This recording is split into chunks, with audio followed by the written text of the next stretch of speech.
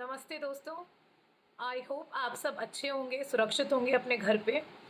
और बड़ी ही दुखद जो न्यूज़ है कल मेरे को देखने को मिली। इनफैक्ट हम सब इस बारे में जानते हैं कि अर्नब गोस्वामी को जो है एकाएक मुंबई पुलिस आती है और गिरफ्तार करके ले जाती है। In fact Raigarh police, I am not wrong, Raigarh police आती है और अर्नब गोस्वामी को गिरफ्तार करके ले जाती है। कहा यह जा रहा है कि 2018 में कोई केस था अबेटमेंट टू सुसाइड का, और वहाँ पर कोई इंटीरियर डिज़ाइनर थे जिनका पेमेंट नहीं हुआ था।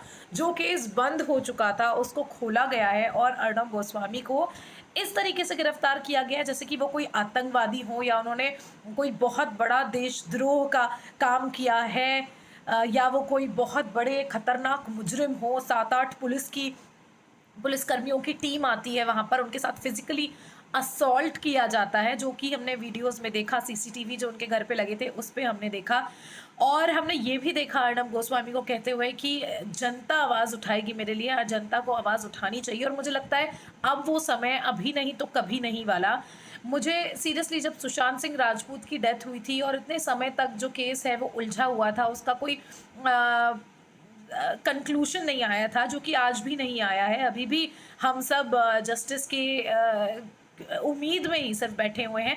और अर्नब गोस्वामी का जो चैनल है आर रिपब्लिक, वो एक ऐसा मात्र चैनल था जिसने सुशांत सिंह राजपूत मामले में शुरू से इतने सिंसियरली काम किया है। उनके रिपोर्टर्स हो जाएं, उनके जितना भी उनका न्यूज़ डेस्क है, उनकी पूरी न्यूज़ टीम है, हम शुरुआत से ये चीज़ देख रहे हैं। और फिर धीरे धीरे जब सुशांत सिंह राजपूत के मामले में बहुत सारे ऐसे लूप होल्स थे जिससे ये समझ में आया जनता को कि भाई ये बहुत ही रहस्यमय, बहुत ही मिस्टीरियस डेथ है। तो बहुत बड़ा हाथ था, बहुत बड़ा सहयोग था रिपब्लिक का। अर्नब गोस्वामी की आवाज़ जो थी वो हमारे दिल तक, जनता के दिल तक पहुंची थी, इसीलिए हम अर्नब गोस्वामी से जुड़े हुए थे। और अब क्या होता है कि अर्नब गोस्वामी को ही गिरफ्तार किया जाता है कुछ ऐसे केस के लिए जो 2018 में ही बंद हो गया था। ये कहा जा रहा है कि वो एक चेक पेमेंट जिन्होंने ये कंप्लेंट दायर करी है वो कहते हैं कि उनका पेमेंट नहीं हुआ था, इसीलिए। मतलब आप समझिए इस बात को कि फ्री रिपोर्टिंग, फ्री मीडिया को किस तरीके से दबाया जा रहा है, जो कि पूरी तरीके से वॉयलेशन है। हमारा जो संविधान है, हमारा जो कॉन्स्टिट्यूशन है, वो हमें कुछ सेट ऑफ पावर्स देता है जो कि हर इंसान का हक होता है। और आज हम देख सकते हैं कि किस तरीके का एक डिक्टेटरशिप है जो मुंबई में चल रहा है। और मैं बड़े खेद के साथ ये भी कहना चाहती हूँ कि कुछ लोगों का मेरे वीडियोस पर इस तरीके का भी कमेंट आता है कि हम 50 साल से 55 साल से मुंबई में रह रहे हैं, हम तो बहुत सेफ है, हमारे घर पे तो कुछ नहीं हुआ। तो आपको ये बात समझने की ज़रूरत है कि अगर आग लगी है तो वो आग आपके घर तक भी पहुँचने में ज़्यादा टाइम नहीं लगाएगी। सिर्फ अपने बारे में आप नहीं सोच सकते हैं। इसीलिए मुझे लगता है कि आज वो समय आ गया है कि हम सच के लिए बोले। जब साहिल चौधरी को गिरफ्तार किया गया था तब भी हमारा यही सवाल था कि भाई उस इंसान ने एक्चुअली ऐसा किया क्या है, हम सबको पता चलना चाहिए। आज अर्नब के ऊपर एफआईआर पे एफआईआर दर्ज हो रही है, 3 बजे उनकी हाईकोर्ट पर पेशी है। लेकिन मैं ये जानना चाहती हूँ कि उनकी तरफ से आखिर ऐसी कौन सी बड़ी गलती हो गई जो आप 2018 के केस को, बंद केस को खोल रहे हैं। मुझे नहीं पता पुलिस ने हाईकोर्ट से परमिशन ली है कि नहीं, उनको जबरदस्ती खींच के ले जाया जा रहा है, उनके हाथों पर चोट आई है। आई थिंक फिजिकल असॉल्ट है, ये तो किसी भी नागरिक के साथ होना गलत है। और सीरियसली मतलब मुंबई में अगर हम ये चीज़ देख रहे हैं, अगर ये मुंबई में हो रहा है तो ऑफकोर्स पॉलिटिकल इन्फ्लुएंस है। इतनी बड़ी चीज़ें इस तरीके से इतनी आसानी से नहीं हो सकती हैं।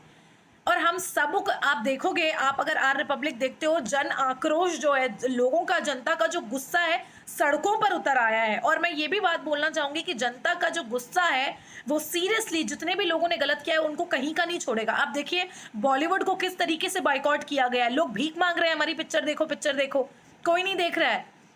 कितने सारे, आप एक बात बताइए मुझे, जब ये बात कही जाती है कि भाई हमें, अगर कोई भी अभिनेता या कोई भी इंसान मान लीजिए ये बात कहता है कि हमें भारत में सुरक्षित नहीं महसूस हो रहा है, तो हम उसके ऊपर बोलने लगते हैं, उसके अगेंस्ट में चले जाते हैं कि भाई भारत में रह के तुम ऐसी कैसी बात कर सकते हो, तुम्हें तो देश प्रेम ही नहीं है, तुम तो पेट्रियाटिक ही नहीं हो।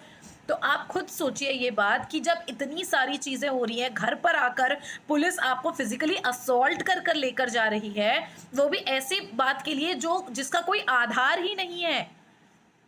मुंबई कमिश्नर सिर्फ एक एक ढाल है, एक एक तरीके का चेहरा बना लिया है पॉलिटिशियंस ने मुंबई में, जिनके पीछे ये सारे लोग छुपे हुए हैं। आपको सीरियसली लगता है कंगना रनौत का घर तोड़ना इतना ज़रूरी था बीएमसी के लिए? आपको सीरियसली लगता है अर्नब गोस्वामी के बेटे के साथ भी गलत हुआ है?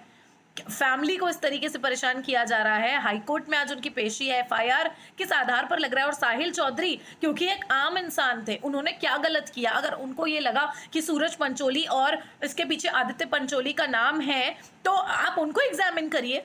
आप साहिल चौधरी को ही उठाकर ले गए, साइबर क्राइम उठाकर ले गई उनको। और उसके बाद उनका एक वीडियो आता है जहां पर हम सब जानते हैं, उनके बॉडी लैंग्वेज से हमें समझ में आ रहा था कि उनको ये वीडियो बनवाया गया है। उसके बाद कहाँ गायब हो गए साहिल चौधरी?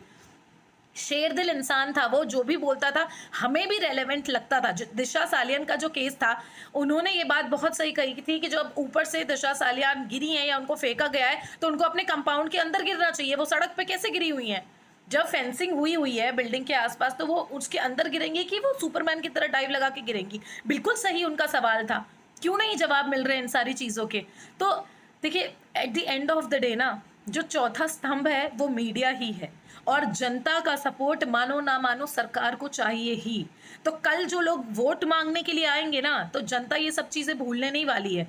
जितनी भी चीज़ें आप कर रहे हो, एक बात मैं ज़रूर बताना चाहती हूँ उन सबके खिलाफ जिनका इस कॉन्स्पिरेसी के पीछे हाथ है, कि आप जो भी कर रहे हो, ये सारी जो चीज़ें जनता के दिमाग में रजिस्टर होगी।